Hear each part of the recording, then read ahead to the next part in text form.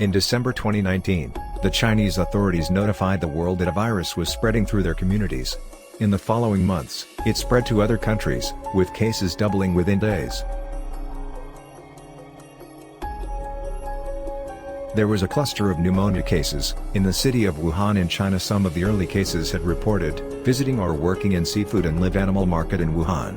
Investigations found that the disease was caused by a newly discovered coronavirus. The disease was subsequently named COVID-19.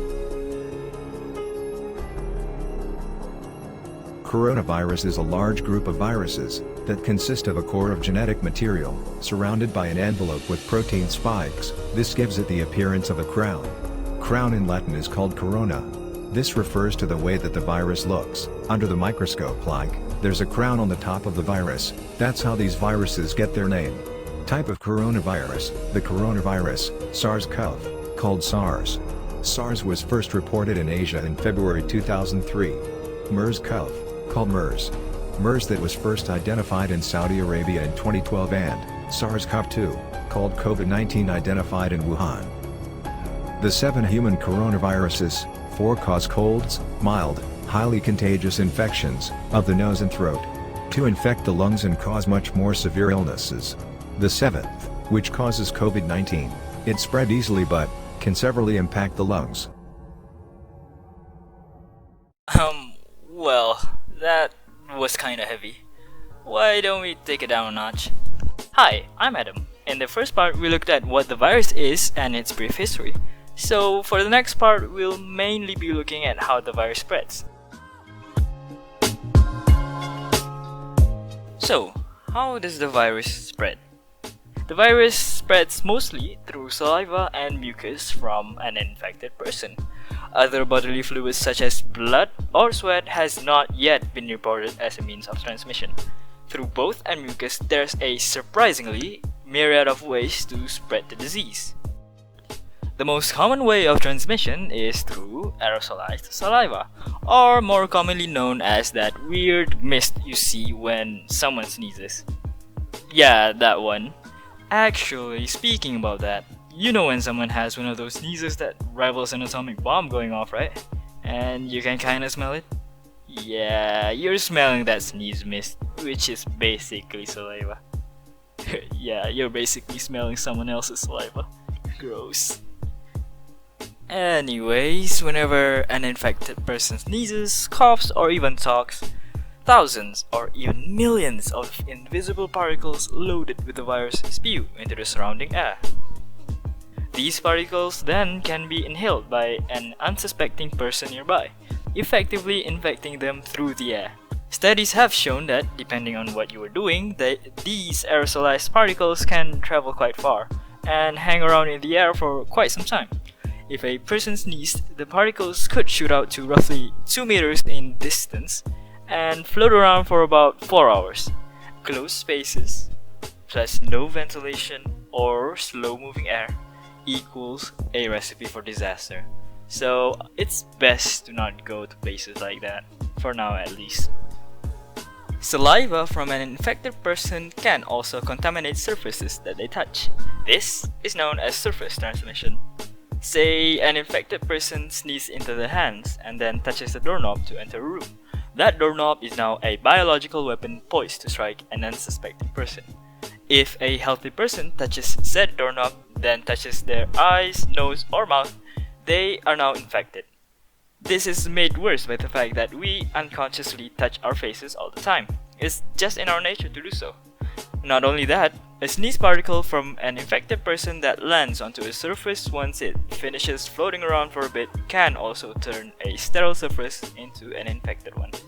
What I'm saying is, in this pandemic, any surface that has not been sterilized is potentially, at best, you spending several days with used tissues and sniffling about with a clogged nose, or at worst, a trip to the ICU with death standing at your door. So I would tread carefully if I were going outside. So yeah, that's most of the ways how the virus spreads. Let's move on to the next part.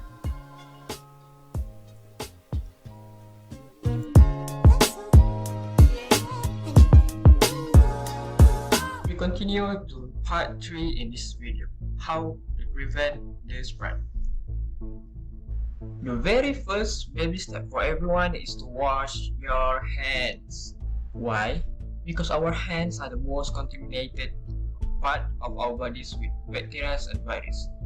But if we regularly wash our hands for 20 seconds, we will help to decontaminate our hands. For example, this lotion mimics the bacteria and virus under UV light. You can see it as very bright color. This is our hands after watering. There are so much left behind. Let's see what we can do for 5 seconds, 10 seconds and 20 seconds we do to our hands. See, 5 seconds give you a little bit clear, 10 seconds better, and let's see for 20 seconds. Tada! As you can see, for 20 seconds it's almost completely clear your hands from the germs, bacteria and virus. Social distancing.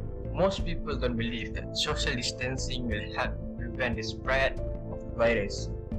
Scientists has made a simulation about how sneeze and cough can go as far as away. This is a simulation created by the scientists to show how our sneeze can go as far. As you can see, 6 feet our sneeze can go. 6 feet is almost 2 meters away. So we should apply it in our life and keep 2 meters away from other people. Wear mask correctly. This is the crucial part in these steps. Why? I will show you. Achoo! This is the sneeze without a mask. As you can see, the particle move very fast forward. This is when we talk. This is when we breathe. This is when we cough. And this is when we wear our mask. You can clearly see that the mask is holding your breath from spreading. But make sure the mask you're wearing is the right one. You see how the mask is holding your breath? This is not how you wear your mask. This is not. Big no. Big no. This one is how you wear your mask. Very tight and only a little bit loose on the top. This is how you wear your mask. Please take note, people. Last but not least, use hand sanitizer. Yes, the hand sanitizer that you see on the counter or entrance. But why? Why we should use hand sanitizer when we wash our hands? So I include you this video to explain. As you can see, the bacteria and the virus in the green color. So the doctor has touched his clothes, the patient, the tools, and then he did not use hand sanitizer. He touched the other things. He also touched the files. He touched the computer too. And guess what? He shook hands with other people with that contaminated hands. Seems ridiculous, does it? But this is the truth. Please use hand sanitizer. It's that simple. Just put it in your pocket. We can do better. You can be better. Kita jaga kita. Kita jaga kita.